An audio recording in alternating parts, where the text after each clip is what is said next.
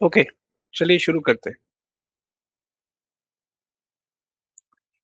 देखिए, अभी तक हमने क्रिप्टो एज़ केयर का जो एक इकोनॉमिक मॉडल मैं बना रहा हूँ, उसके अंदर हमने 8 किस्म की इकोनॉमीज़ आइडेंटिफ़ाई की थी और उसमें से 5 किस्म की इकोनॉमीज़ हम कर चुके हैं। तो अगर आपको याद हो तो हमने पहला सेशन जो किया था, वो था सोशल डेटिंग। उसके बाद जो हमने सेशन किया था, social dating basically attention economy के लिए। उसके बाद हाउसिंग इकोनॉमी के लिए हमने प्री पे रेंटल एनएफटीज का सेशन किया था।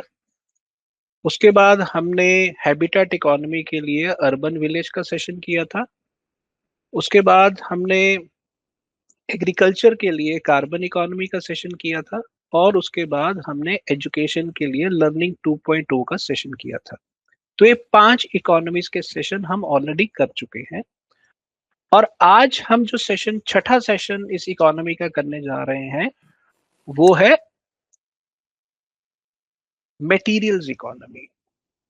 चीजें, एसेट्स, जिस चीज से बनती है, नॉन लिविंग थिंग्स।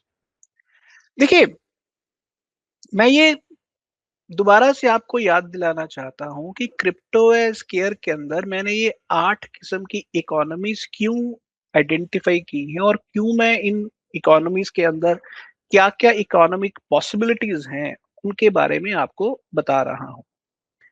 देखिए, हम माने या ना माने, अगर पिछले 5 साल देखा जाए, खासकर 2020 के बाद की जो क्रिप्टो पैदा हुई है, उसके अंदर एक खास किस्म का ना जुआरीपन है।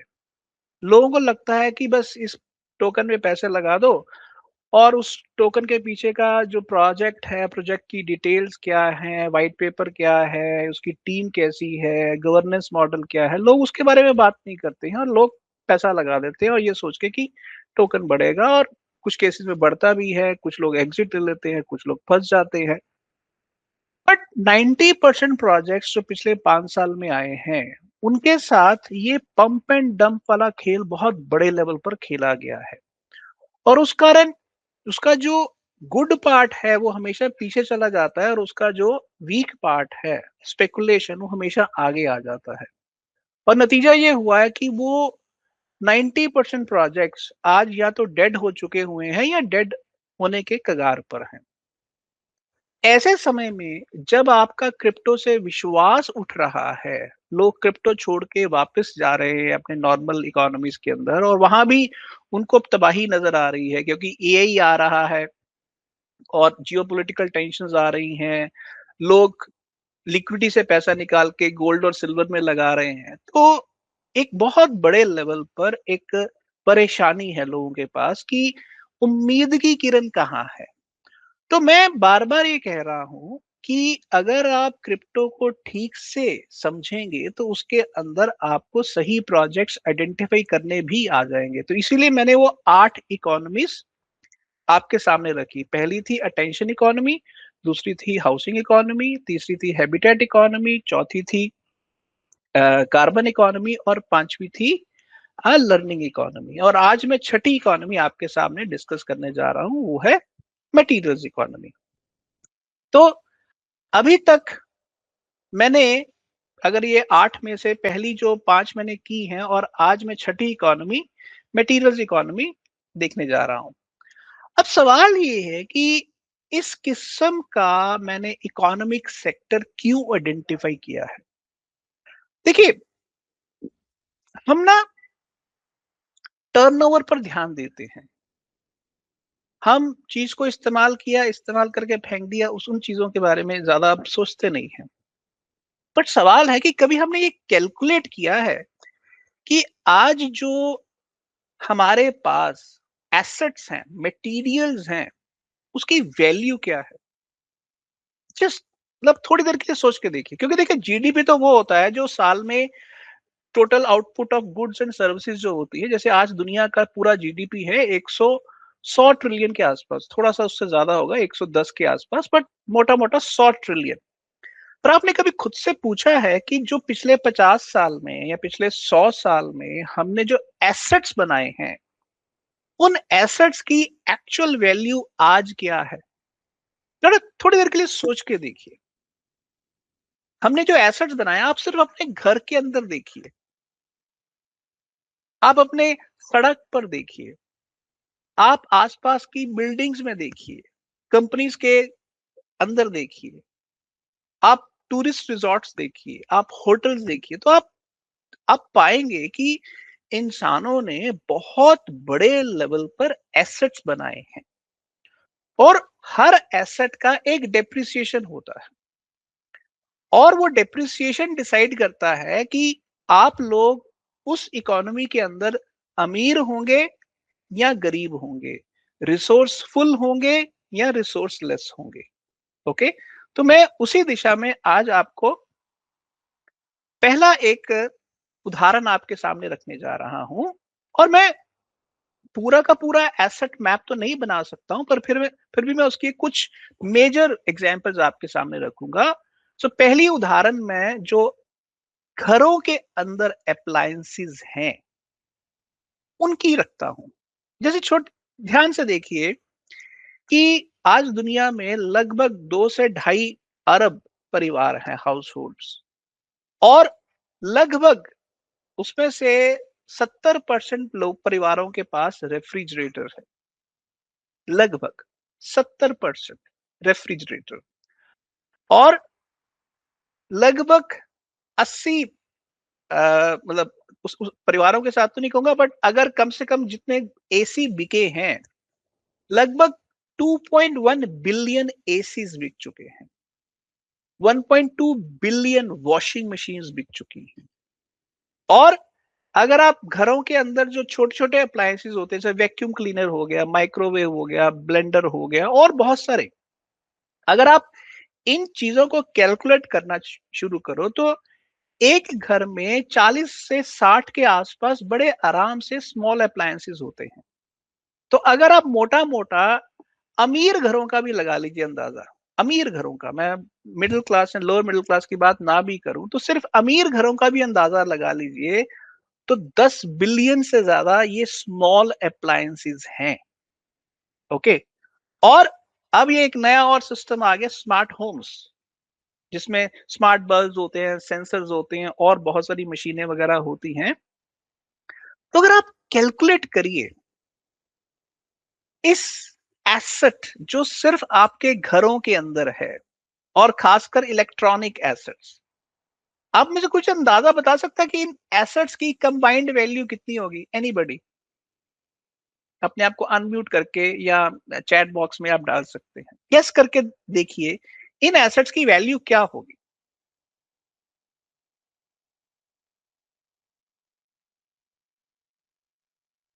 एनीबॉडी?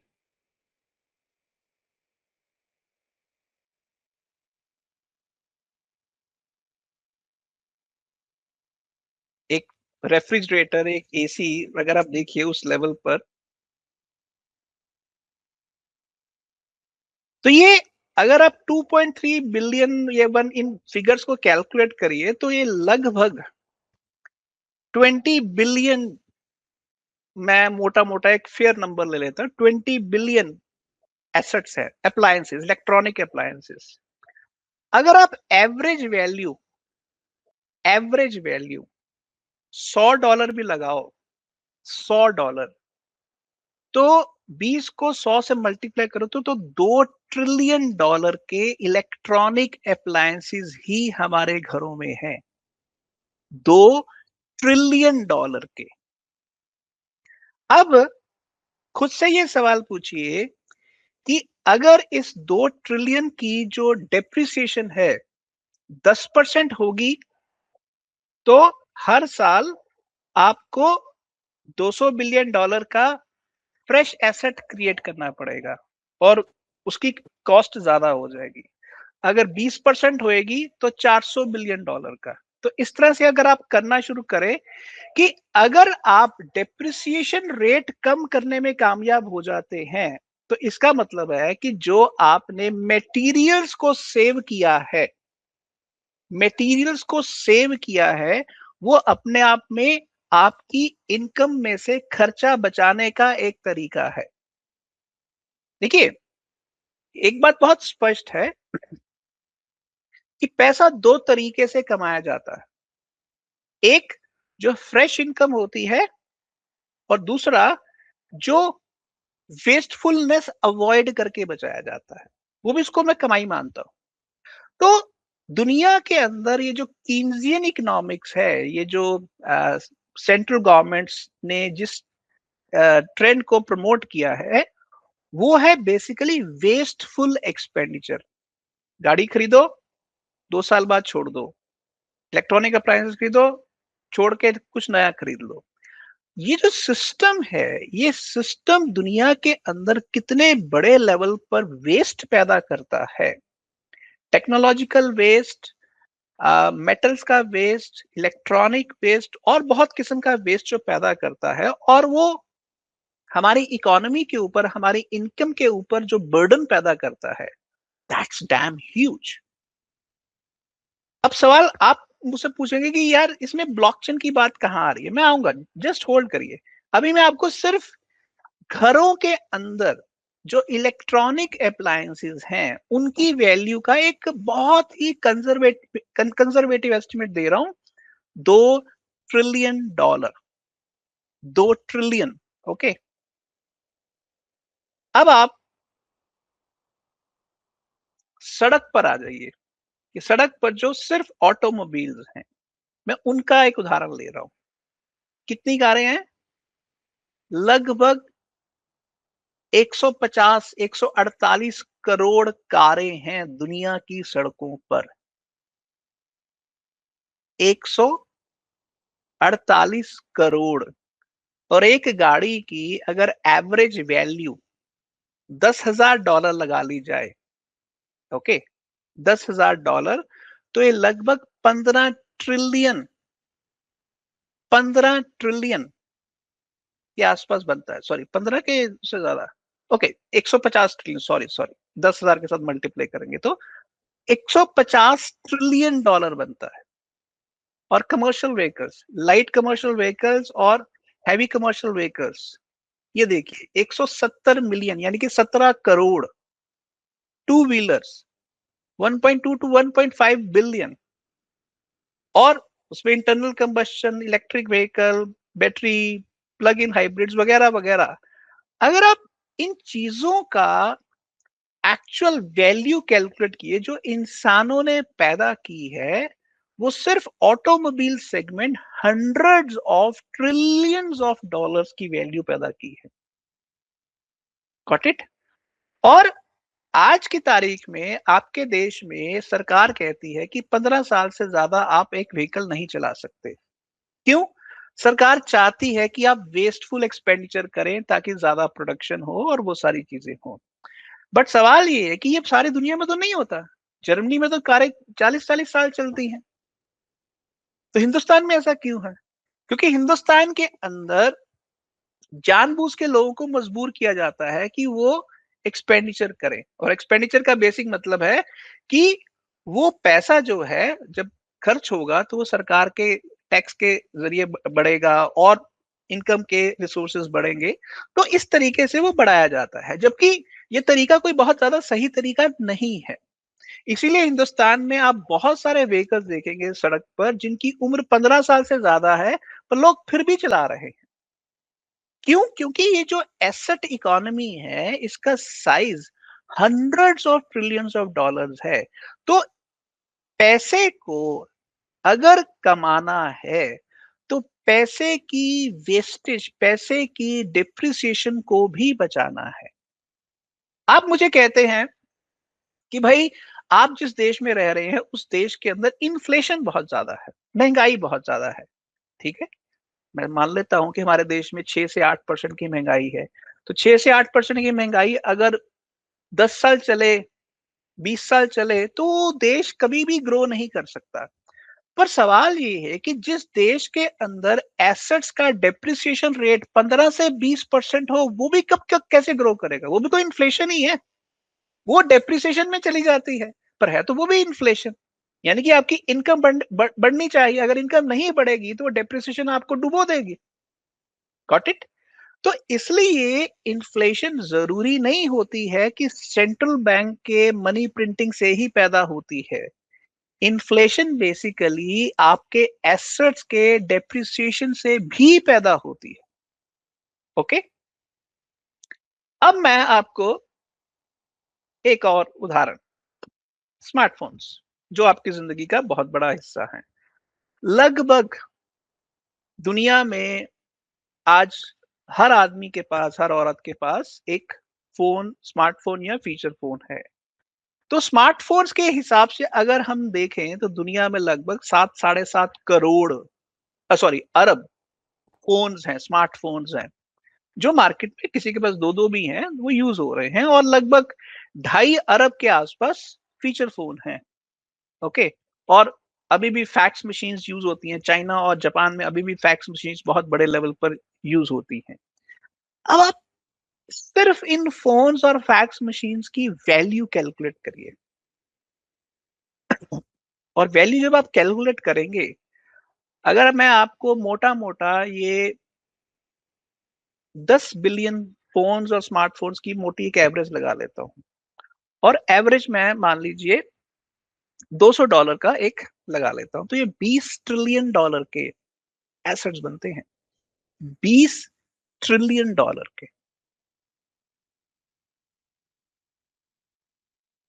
इमेजिन करिए कि हमने कितने बड़े लेवल पर एसेट्स क्रिएट किए हैं, मटेरियल्स क्रिएट करे हैं।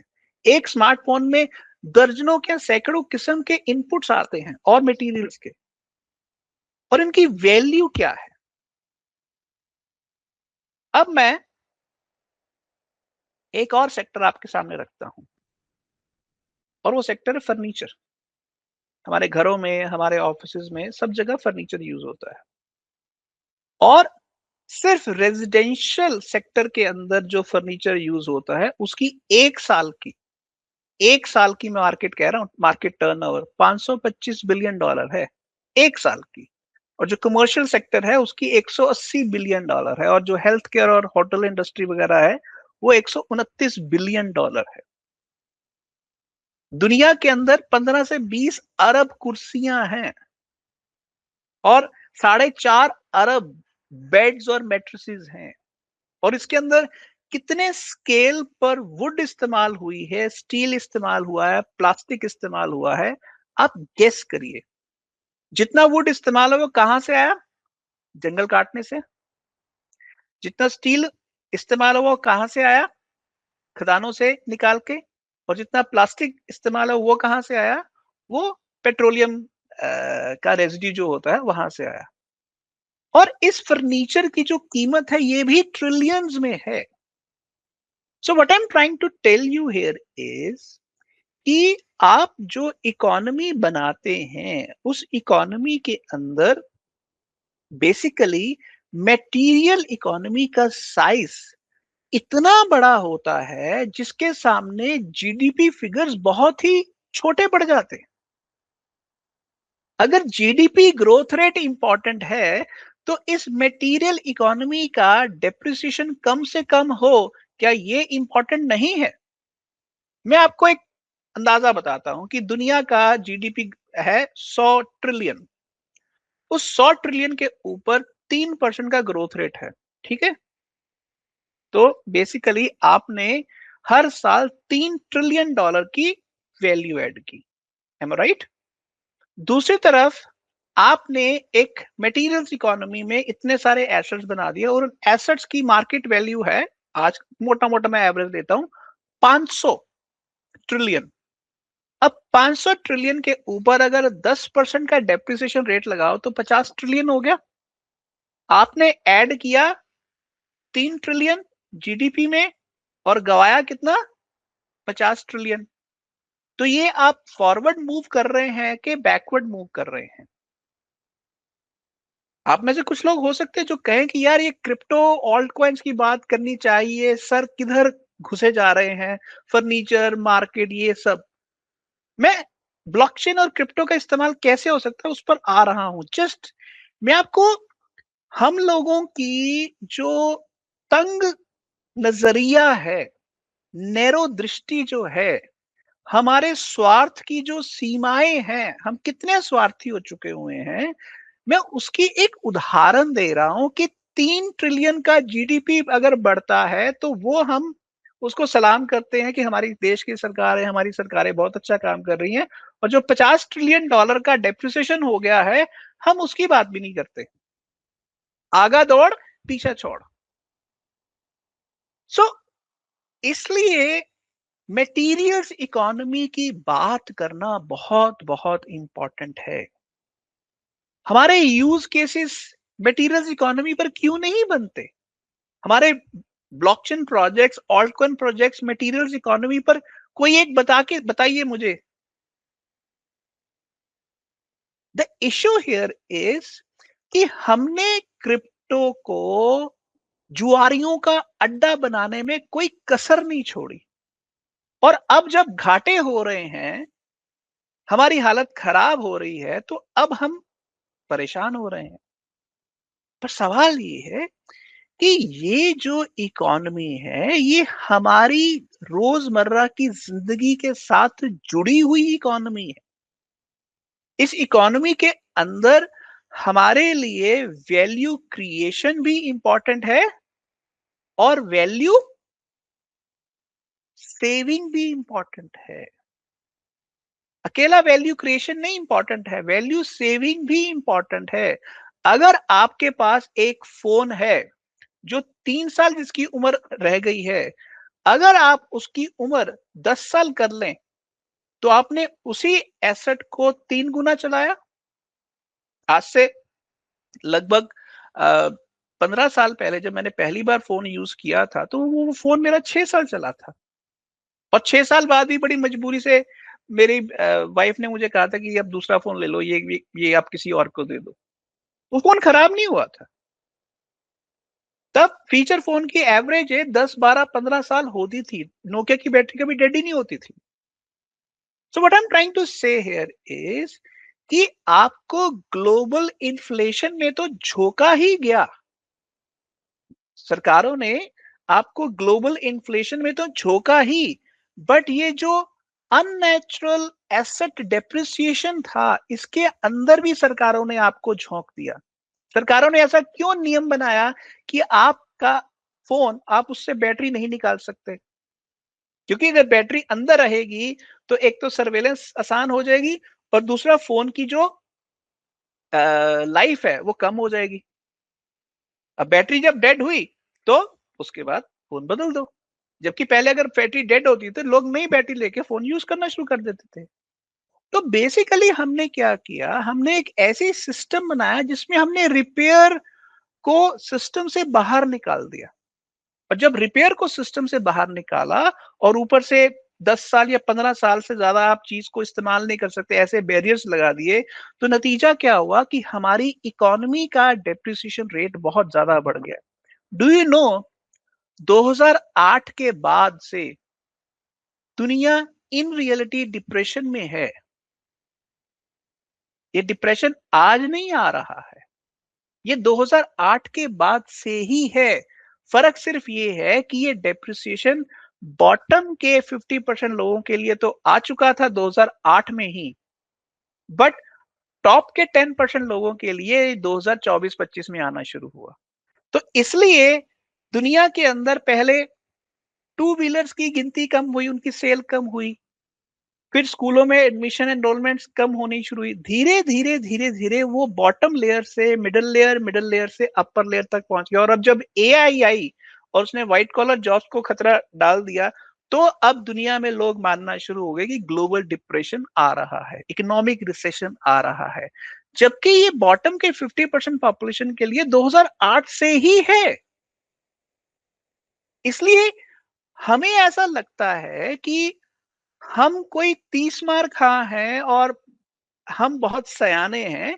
बट अगर कलेक्टिव लेवल पर देखा जाए, तो हमारी सरकारों ने, हमारे जो मेन स्ट्रीम डिस्कोर्स ने हम लोगों को डेलिबरेट लेवल पर ब्रेन डेड बनाया है, सोचने समझने की शक्ति ना हो। सौम्य, यस, आपका सवाल। हाँ सर, एक्चुअली वो आप स्मार्टफोन का जो बता रहे थे ना, तो मैं अभी कुछ ही दिन पहले देख रहा था। एक टेक यूट्यूबर है, वो बता रहे थे कि आज के हमारे जो स्मार्टफोन में जो हार्डवेयर आते हैं, वो मतलब अगर उनको सही से इस्तेमाल किया जाए तो एक स्मार्टफोन 15 से 20 साल चल सकता है।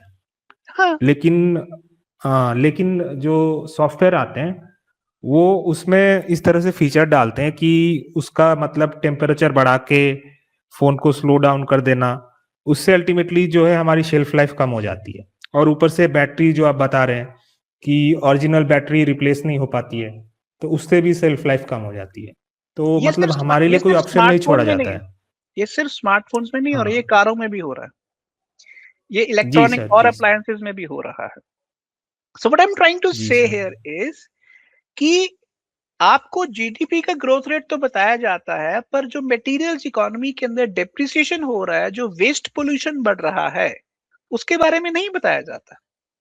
ओके, सो अब मैं आता हूं इस सवाल पर कि क्या ये प्रॉब्लम इतनी बड़ी है कि इस प्रॉब्लम का सोल्यूशन नहीं है? आंसर इज, प्रॉब्लम जितनी बड़ी हमने बनाई हुई है, इसका सोल्यूशन उतना मुश्किल नहीं है। क्यों? हर प्रोडक्ट जो मैन्युफैक्चर होता है, वो एक सोर्स से मैन्युफैक्चर होता है। उस प्रोडक्ट के अंदर बहुत किस्म के डेटा पॉइंट्स होते हैं, डेटा अबाउट डेटा, जिसको हम मेटा डेटा बोलते हैं। जैसे अगर आप ध्यान से देखिए, मैं आपको एक एक करके उदाहरण देता हूं। एक प्रोडक्ट, चाहे वो दवाई है, चाहे वो फोन है, चाहे वो कार है, उसका एक कम से कम 100, 200, 500 अलग अलग डेटा पॉइंट्स हैं। कौन सा ब्रांड है, कौन सा मॉडल है, क्या क्या इनपुट्स लगे हुए हैं, ये जो सारा का सारा मेटा डेटा है, क्या ये ब्लॉकचेन के ऊपर कैप्चर नहीं किया जा सकता? अगर इंसानों का आधार कार्ड बन सकता है, तो कार का आधार क्यों नहीं बन सकता? मोटरसाइकिल का आधार क्यों नहीं बन सकता? और वो आधार जो है, वो ब्लॉकचेन पर क्यों नहीं डाला जा सकता? बड़े आराम से डाला जा सकता है। किसी भी आइटम जिसकी कीमत अगर $200 से ज्यादा है, तो उसका डिजिटल प्रोडक्ट पासपोर्ट बनाना बहुत ही आसान काम है, और इसकी कॉस्ट $2 भी नहीं आती। ओके, और अब इसका फायदा क्या है? अब मान लीजिए आपने कार का एक आधार बना दिया जो ब्लॉकचेन पर है। अब मान लीजिए वो 1 जनवरी 2020 को अपने प्लांट से बाहर आई। ठीक, जब प्लांट से बाहर आई, ब्लॉकचेन पर एक एंट्री हो गई। अब वो जिस दिन सेल हुई डीलर से, वो ब्लॉकचेन का टोकन ट्रांसफर हो गया। ठीक है, एनएफटी जो बनेगा वो ट्रांसफर हो गया। अब वो जो ओनर है, उस गाड़ी के अंदर अगर बाकी के डेटा पॉइंट्स भी, आईओटी डिवाइस लगा दिया जाए, ठीक है, जिसमें उसका स्पीडोमीटर रन हो, उसके बाद जहां वो सर्विस, जिस सर्विस स्टेशन पर जाती है, वहां पर उस एनएफटी के ऊपर उसका सर्विस रिकॉर्ड हो, तो क्या एक कार का पूरा लाइफ साइकिल उस एनएफटी के साथ नहीं जोड़ा जा सकता? जोड़ा जा सकता है। कोई काम मुश्किल काम नहीं है। ये स्विट्जरलैंड में ऑलरेडी हो रहा है। वहां डेलिबरेटली सरकार ने रूल बनाया हुआ है कि जो गाड़ी उस देश में बिकेगी, उसका लाइफ साइकिल ब्लॉकचेन पर कैप्चर होना मैंडेटरी है। और मैं वहां जाके मिला हूं लोगों से, और लोगों ने ये किया है, एवरी कार। अब इससे फायदा क्या होता है? अब आप जब आजकल आप यूपीआई में पेमेंट करते हैं, एक समय लगता था कि यूपीआई कितना मुश्किल है यार, क्यूआर कोड स्कैन कौन करेगा? क्या एक कार का क्यूआर कोड नहीं हो सकता? कि आपने क्यूआर कोड स्कैन किया और आपको पता चल गया कि यार कब मैन्युफैक्चर हुई थी, कितनी सर्विस हो चुकी है, इसके कितने इंश्योरेंस इस पर क्लेम्स हुए हैं या नहीं हुए हैं। और अगर उस गाड़ी की रेगुलर सर्विस हो रही हुई है, कोई एक्सीडेंट नहीं हुआ, तो उसके ऊपर 10 साल बाद उस गाड़ी को खत्म कर दिया जाए और कचरे में फेंक दिया जाए, ये रूल कहाँ का जेन्युइन है? तो अगर डिजिटल प्रोडक्ट पासपोर्ट ये कह रहा है कि इस गाड़ी की राइट वैल्यू अभी 10 साल और चल सकती है, तो उस गाड़ी को कचरे में फेंकना अपने आप में सबसे बड़ी मूर्खता है। तो आप उस हिसाब से देखिए कि अगर आपकी 10 लाख की गाड़ी है, उसका डेप्रिसिएशन रेट अकाउंट्स वाले कहते हैं कि 15% है, पर आप चेक कर रहे हैं कि आपकी गाड़ी का डेप्रिसिएशन रेट तो 5% भी नहीं है। तो अगर 5 साल बाद मार्केट में वैसी गाड़ी का जो सेकंड हैंड प्राइस है, मान लीजिए 4 लाख है, पर आपकी गाड़ी की कंडीशन अच्छी है, तो उस गाड़ी का आपकी गाड़ी का प्राइस 6 लाख है, तो 2 लाख का फायदा है आपको, क्योंकि आपने गाड़ी को अच्छे से मेंटेन किया हुआ है। यानी कि डेप्रिसिएशन रेट कम करने का आपको 2 लाख रुपए का प्रॉफिट है। यानी कि अब ये एक राइटफुल इकोनॉमी है कि आपकी गाड़ी का 6 लाख प्राइस इसलिए डिटरमिन हो रहा है कि आपकी गाड़ी का ब्लॉकचेन पर पूरा लाइफ साइकिल रिकॉर्ड हुआ हुआ है कि ये गाड़ी कितने किलोमीटर चली है, इसका हर साल इंश्योरेंस हुआ है कि नहीं, एक्सीडेंट हुआ है कि नहीं, कोई पुलिस एफआईआर पेंडिंग हुई है कि नहीं। एक देश के अंदर सोचने वाली बात है, अगर अनपढ़ों को यूपीआई सिखाया जा सकता है पिछले 10 सालों के अंदर, तो एक गाड़ी गाड़ी तो मतलब हर बंदा तो खरीदता नहीं गाड़ी। गाड़ी का डिजिटल प्रोडक्ट पासपोर्ट बनाना कितना मुश्किल काम था, हमने नहीं किया। क्यों?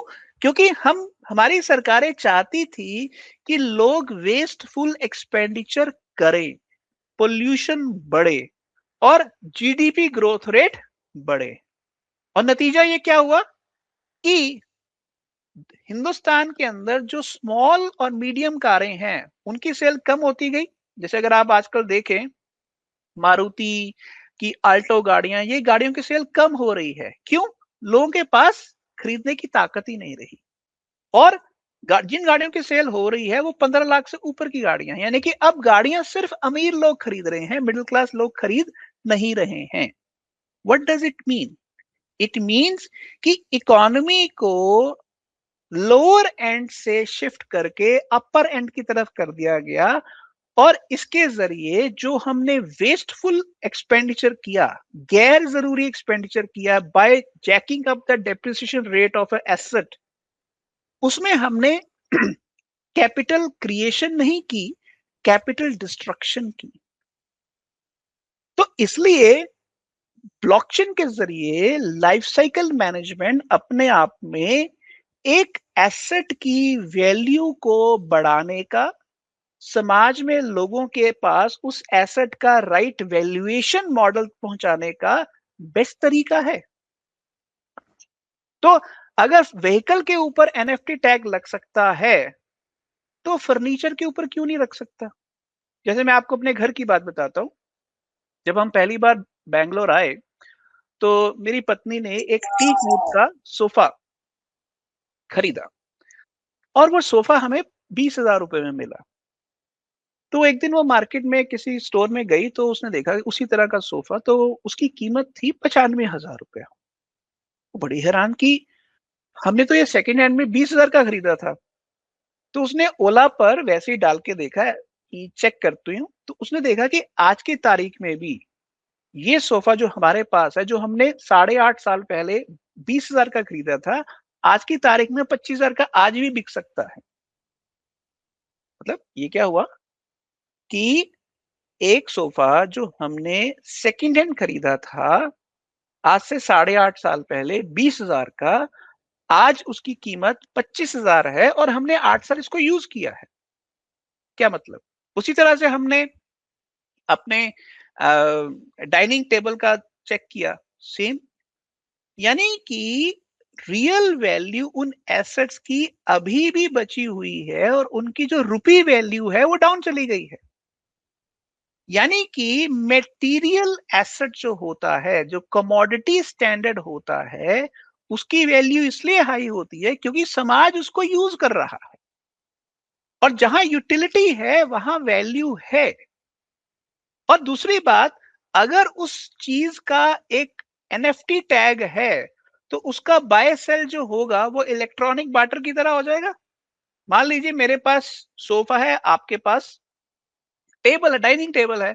अगर हम दो आपस में बार्टर करना चाहें तो मैं अपना एनएफटी आपके एड्रेस पर भेजूंगा, आप अपना एनएफटी मेरे एड्रेस पर, और एसेट्स हम ट्रांसफर कर लेंगे।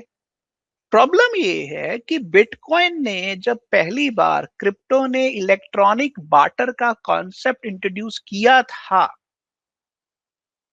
तो ये सरकारों के लिए एक बहुत बड़ा चैलेंज था, क्योंकि सरकारें नहीं चाहती हैं लोग आपस में इलेक्ट्रॉनिक बार्टर करें।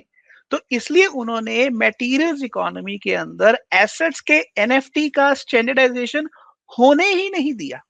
नतीजा क्या हुआ?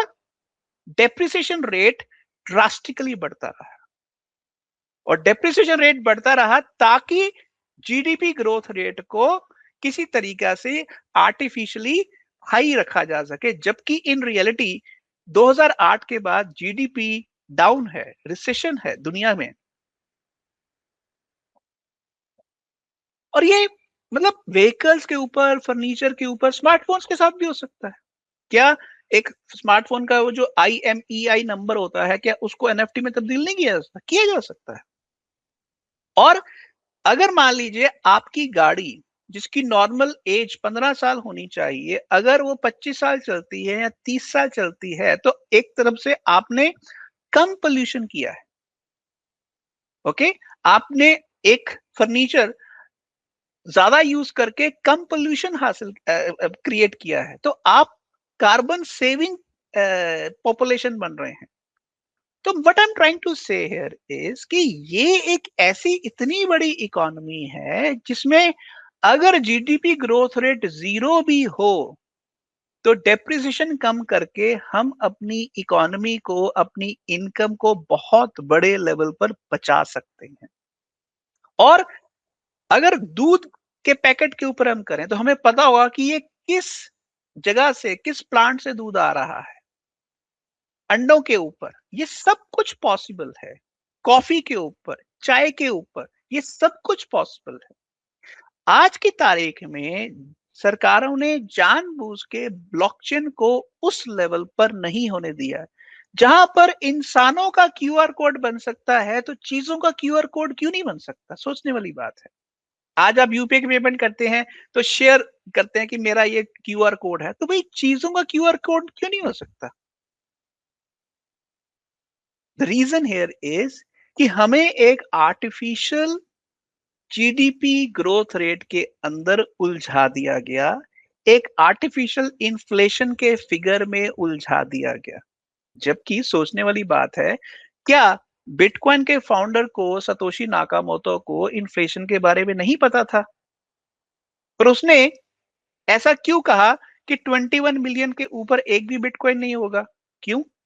वो तो एक डिफ्लेशनरी साइकिल है। आज बिटकॉइन एक डिफ्लेशनरी साइकिल है। तो what I am trying to say here is कि इन्फ्लेशन और जीडीपी फिगर्स आपको एक फेक इकोनॉमी के अंदर कैद रखने के लिए यूज की जाती है। और अब मैं इस चीज को, अगर आपको लाइफ साइकिल के हिसाब से देखा जाए, अगर एक व्हीकल का लाइफ साइकिल 10 से 15 साल आज की तारीख में है, और वो बढ़ा के अगर आप 30 से 40 साल करना चाहते हैं, तो आपको ब्लॉकचेन के जरिए इसका डिजिटल प्रोडक्ट पासपोर्ट यानी कि एक एनएफटी बना के ही पॉसिबल है, और कोई तरीका नहीं है। गाड़ी आई, किसकी ओनरशिप किधर ट्रांसफर हुई, ब्लॉकचेन पर है। कितनी रिपेयर हुई, कितना स्पीडोमीटर में इसकी रनिंग आई, वो भी ब्लॉकचेन पर है। ये सारा कुछ उसकी वैल्यूएशन को संभालने के लिए बहुत जरूरी डेटा है। और आपने सीधा स्कैन किया, और स्कैन करके आपको, जैसे आप ब्लॉकचेन पर एक्सप्लोरर में जाते हो, जाके चेक करते हो कि यार मेरी ट्रांजैक्शन का हैश क्या है, तो यहां पर उसी तरह से एनएफटी का एड्रेस से आप चेक कर सकते हो कि इस पर्टिकुलर एसेट का रिकॉर्ड क्या है। This is very much possible. अब आप सोचिए कि अगर 500 ट्रिलियन डॉलर का आपने एसेट क्रिएट किया है, और आप इसका जो डेप्रिसिएशन रेट 10% की बजाय कम करके 2% कर देते हो। 10% होता है 50 ट्रिलियन, तो 2% होता है 10 ट्रिलियन। तो आपने 40 ट्रिलियन डॉलर की इकोनॉमी की वेल्थ सेव की है। Just imagine, 40 trillion dollar. ऐसा क्यों हुआ कि सप्लाई चेन के कोई भी प्रोजेक्ट्स हमें ब्लॉकचेन में नजर नहीं आते? सोचने वाली बात है ना। इतना मुश्किल काम तो नहीं है। बट अगर आपकी गाड़ी, मान लीजिए आपने 5 साल पहले 10 लाख की खरीदी थी, आज उसकी कीमत 6 लाख है, पर वो गाड़ी अच्छी चल रही है, आप 10 साल के 15 साल 20 साल भी चला सकते हैं, हो सकता है आपके पिताजी की गाड़ी हो। द इश्यू हियर इज कि इससे आप ना केवल रिपेयर इकोनॉमी बिल्ड कर सकते हैं, बल्कि माइक्रो फैक्ट्रीज इन्वॉल्व कर सकते हैं। अब आप छोटी छोटी चीजों को देखिए।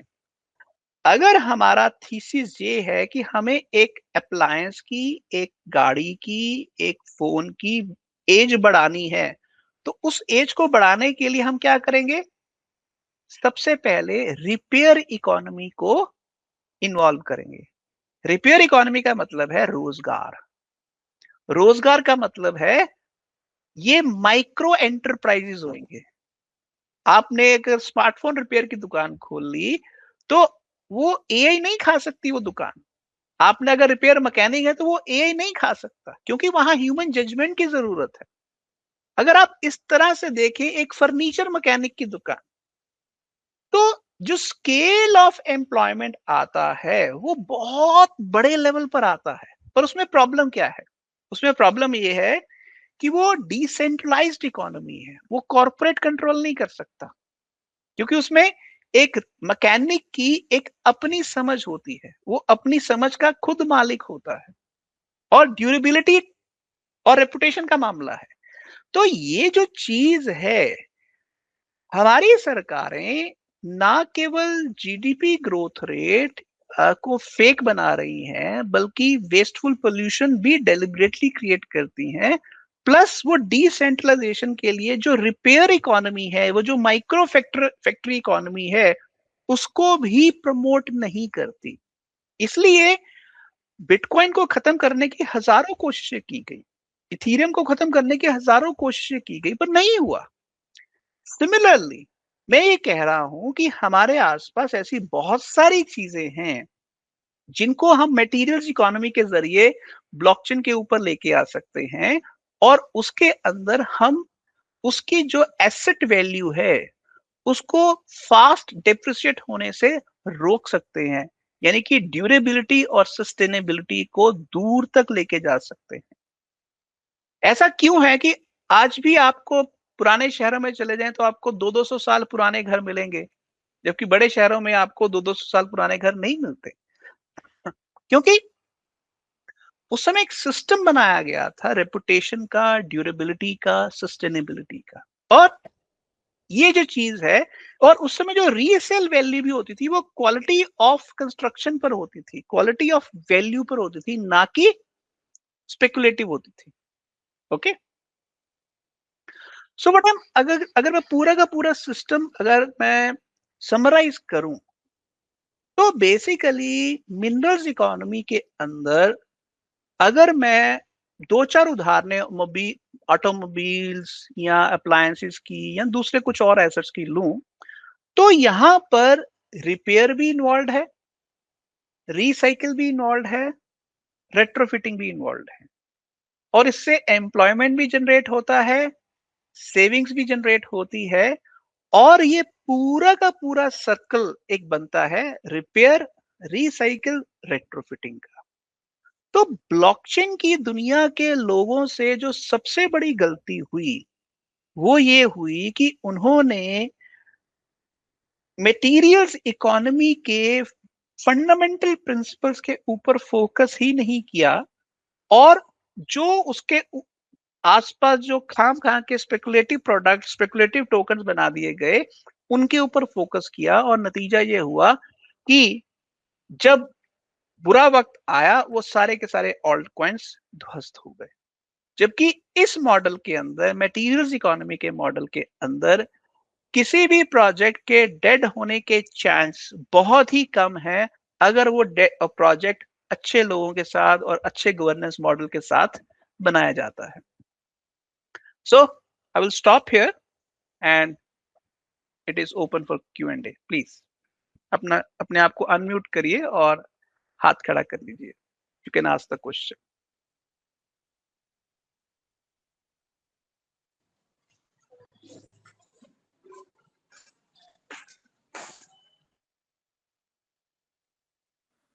यस सौम्य. सर हमारे पास तो ऑलरेडी शायद कुछ ऐसे प्रोजेक्ट्स हैं जहाँ पे इंटरनेट ऑफ थिंग्स पे काम होता है, लाइक आयोटेक्स या फिर आयोटा. तो क्या उनका इसमें आगे जाके रोल बढ़ सकता है मेटा डाटा स्टोर करने के लिए? 100% 100% बढ़ सकता है. जी sir. But the issue here is कि जब गवर्नमेंट किसी भी ब्लॉकचेन प्रोजेक्ट को या उसकी टोकनाइजेशन का कोई फ्रेमवर्क ही नहीं लेके आएगी, तो उस प्रोजेक्ट को इलीगल या इलिजिटिमेट डिक्लेयर करना गवर्नमेंट के लिए बहुत आसान हो जाएगा. हर टोकन कोई इलीगल थोड़ा होता है. रेगुलेटरी फ्रेमवर्क टोकनाइजेशन का ना बनाना भी एक सोची समझी साजिश है. और उसका कारण ये है कि हम लोगों ने ब्लॉकचेन का जो वाइडर डायमेंशन है उसके ऊपर फोकस नहीं किया और उसका जो स्पेकुलेटिव डायमेंशन है उसके पीछे हम भागते रहे. नतीजा ये हुआ कि आज हम बिटकॉइन और ईथर जैसे बड़े बड़े प्रोजेक्ट्स के को भी जो डैमेज हो रहा है हम रोक नहीं पा रहे हैं. सर क्या कभी ना कभी गवर्नमेंट इसको एक्सेप्ट करेगी? बिल्कुल करेगी, क्योंकि अब उनका समय खत्म हो रहा है. आप सोचिए कि इस समय जो डोनाल्ड ट्रंप कर रहा है या जो चाइना कर रहा है, अगले 5 साल में मेजॉरिटी फिएट करेंसीज का नाश होने वाला है.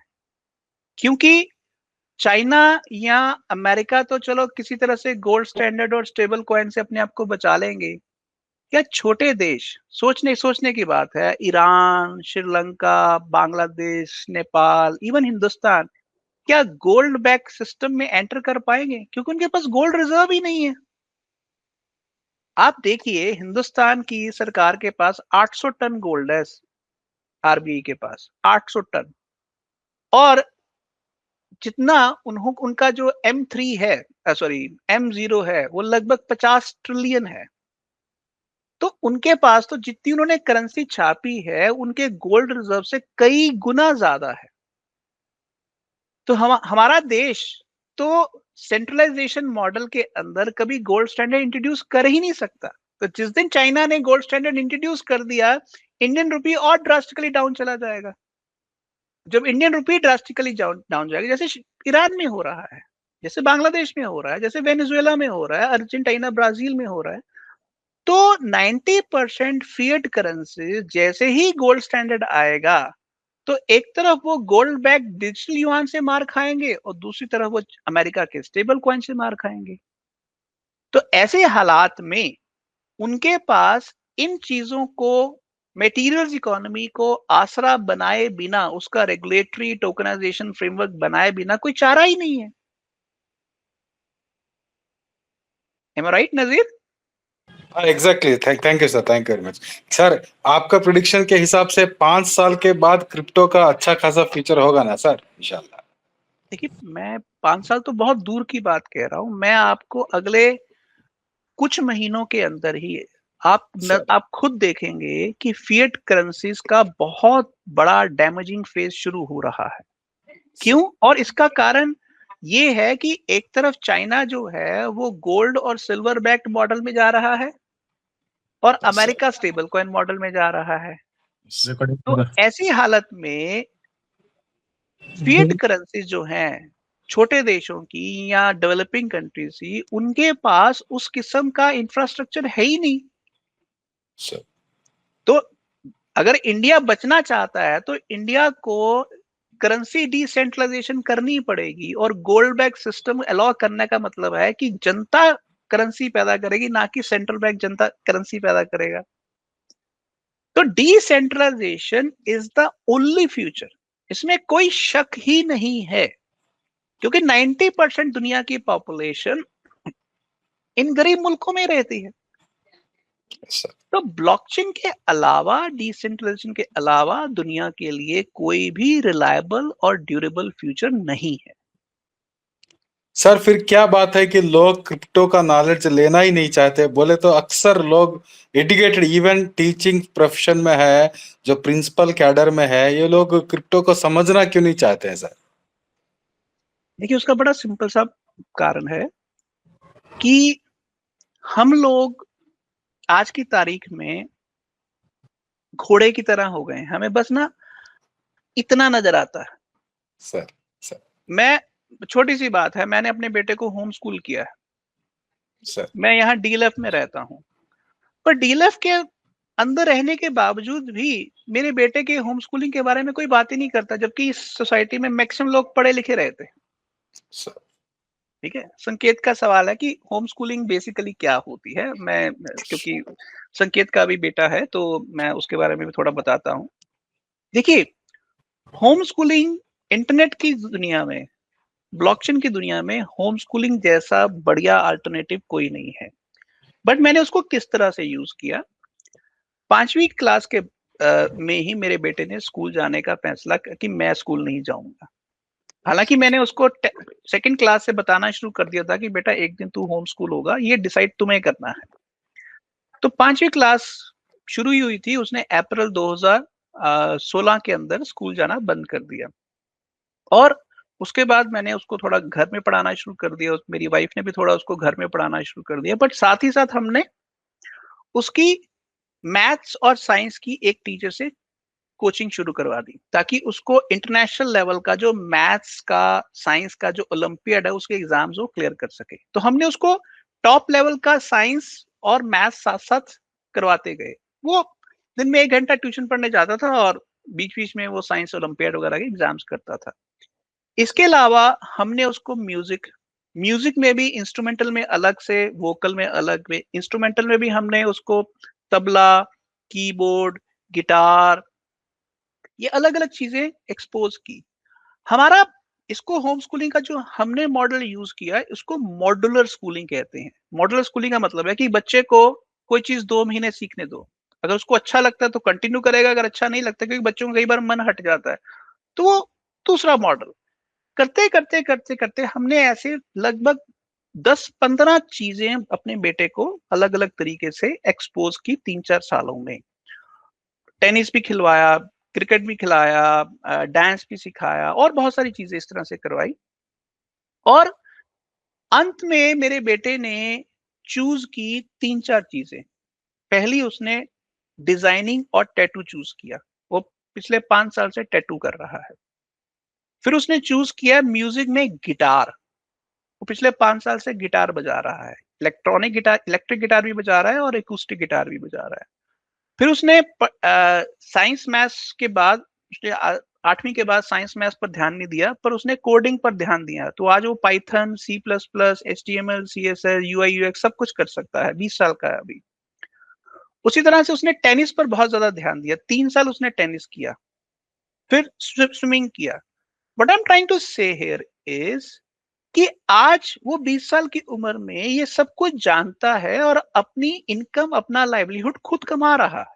वो एक इंडिपेंडेंट टैटू आर्टिस्ट है, म्यूजिक परफॉर्मर भी है, कोडर भी है, सब कुछ है। So what I am trying to say here is कि स्कूल जो है वो आपको एक कागज का सर्टिफिकेट पकड़ा देंगे कि ये आपकी 10वीं होगी, ये आपकी +2 होगी, ये आपकी बीटेक होगी, ये BBA होगी, MBA हो गई, बट स्किल्स कहाँ है? बट होम स्कूलिंग एक ऐसा तरीका है कि आपका बच्चा स्किल्स सीखेगा और अपने मन से जो सीखना चाहता है आप उसको उस तरफ जा भेज सकते हैं। Yes, anything else? सर एक और बात कि आपने 2 ट्यूशन क्लास रखवाए ना, साइंस और मैथ्स साइंस और मैथ्स। और इंग्लिश के? इंग्लिश की हमने नहीं रखवाई थी, क्योंकि इंग्लिश हम लोग घर में ही खुद अच्छे से पढ़ लेते हैं और इंग्लिश पढ़ाने की जरूरत नहीं होती। अच्छा, इंग्लिश के लिए बहुत बेहतर होता है कि आप दिन में घर में एक अंग्रेजी का अखबार लगवा लो और ओके, उस बच्चे को दिन में सिर्फ 5 मिनट अपने पास बिठाओ और उसको कहो कि ये खबर मुझे पढ़ के सुनाओ, बस इतना काफी है। अच्छा। बस, और कुछ लंबा चौड़ा करने की जरूरत नहीं है। सिर्फ 5 मिनट उसको अंग्रेजी पढ़ने की आदत डाल दो और उसके साथ बैठ के कभी कभी कोई अंग्रेजी फिल्म देख लो जो आपको भी अच्छी लगती है। It's more than enough.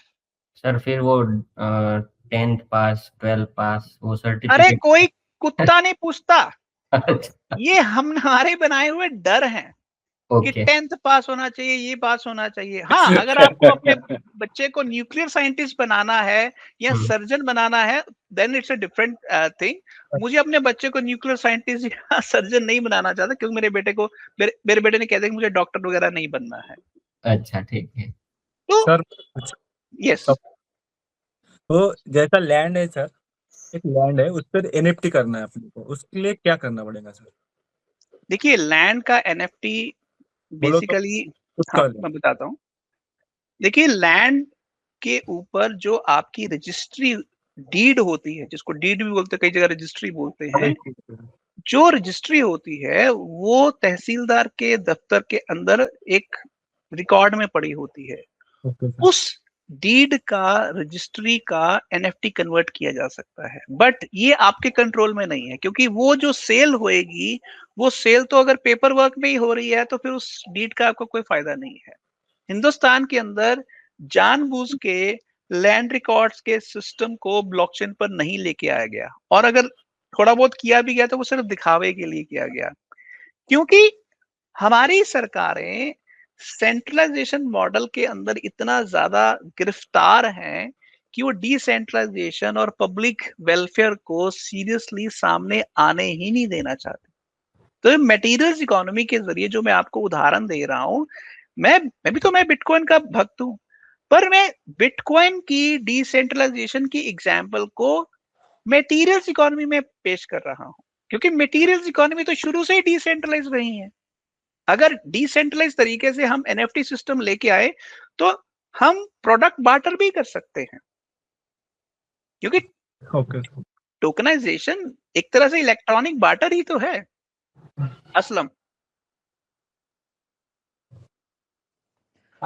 Hello sir. या सर जो जो आपने अभी होम स्कूलिंग के बारे में बताया, तो इसका कोई मतलब नेगेटिव इम्पैक्ट नहीं रहेगा? मतलब कि मान लो कि अगर बच्चे मतलब स्कूल नहीं जा रहे, घर पे ही पढ़ रहे हैं, तो वो सोशली मतलब उतना इंटरेक्ट नहीं कर पाएंगे, नहीं नहीं, तो ऐसा मतलब नहीं है, ऐसा नहीं है।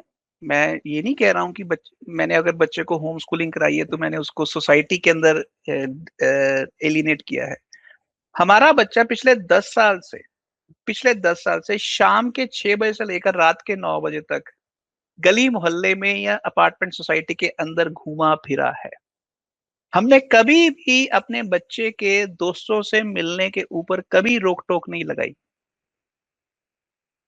हर मोहल्ले में, हर सोसाइटी के अंदर बच्चों के नेचुरल दोस्त होते हैं।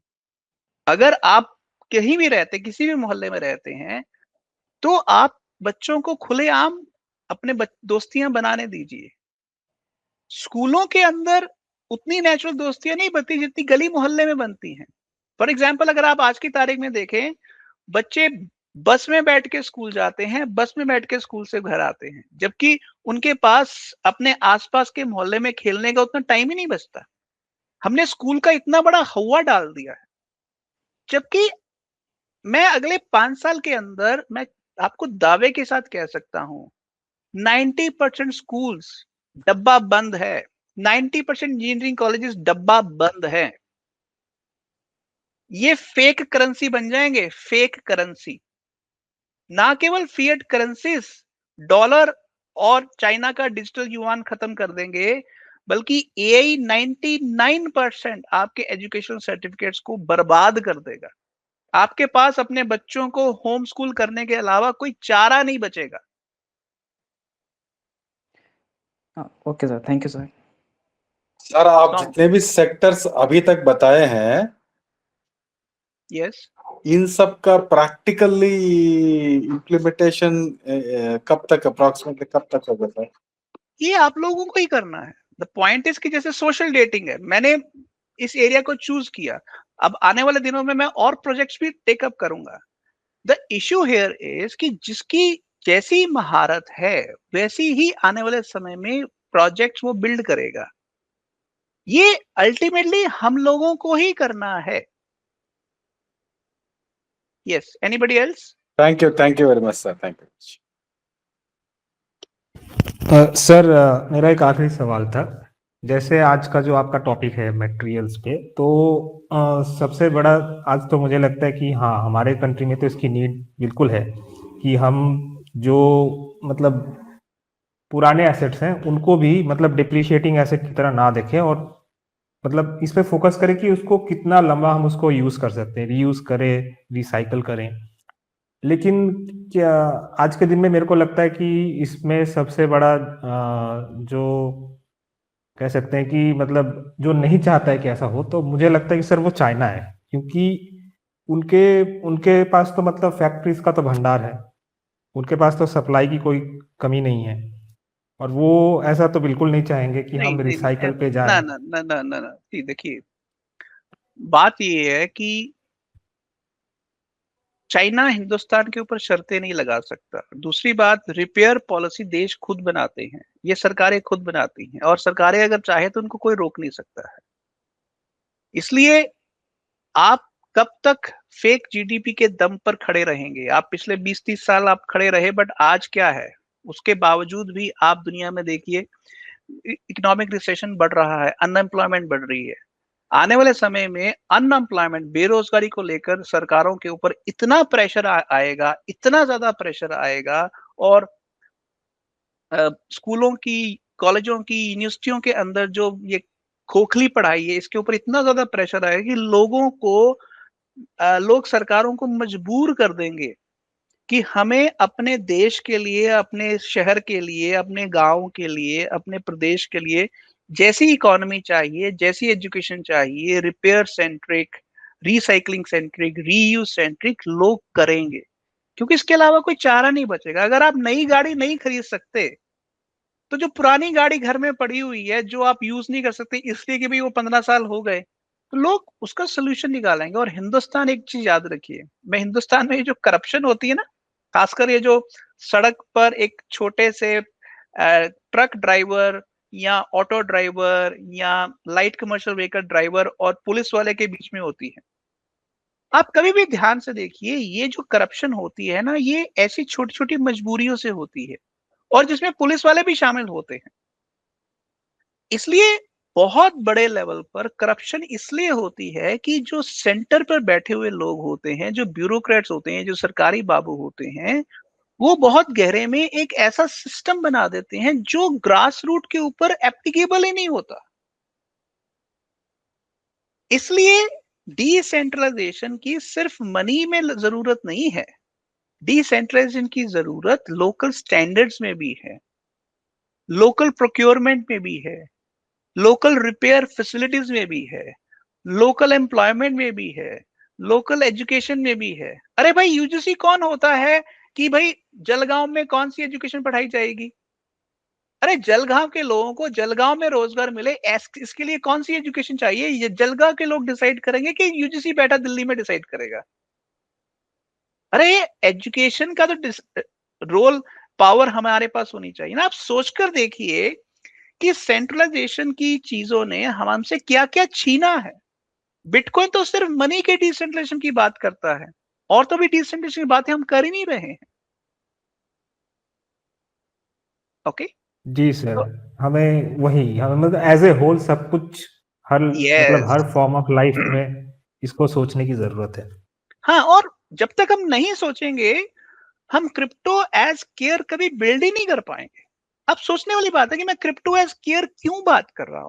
मैं उन चीजों की बात कर रहा हूं जिन चीजों की बात अगर मैं मान लीजिए पब्लिक में करूं, तो लोग मुझे पागल कहेंगे कि ये साला ऑल्ट कॉइन का भाव नहीं बता रहा, ये हमें जीडीपी ग्रोथ रेट की बात नहीं, ये कि क्या मटेरियल्स सही इकोनॉमी, बात। स्मार्टफोन, मतलब आप सोच के देखिए कि जो चीजें एक लेवल पर पागलपन लगती हैं, होम स्कूलिंग लोगों को पागलपन लगता है, but the point here is कि आप थोड़ी देर के लिए शांति से अकेले में बैठ के अपने किसी दोस्त के साथ बात करें कि यार, ये बंदा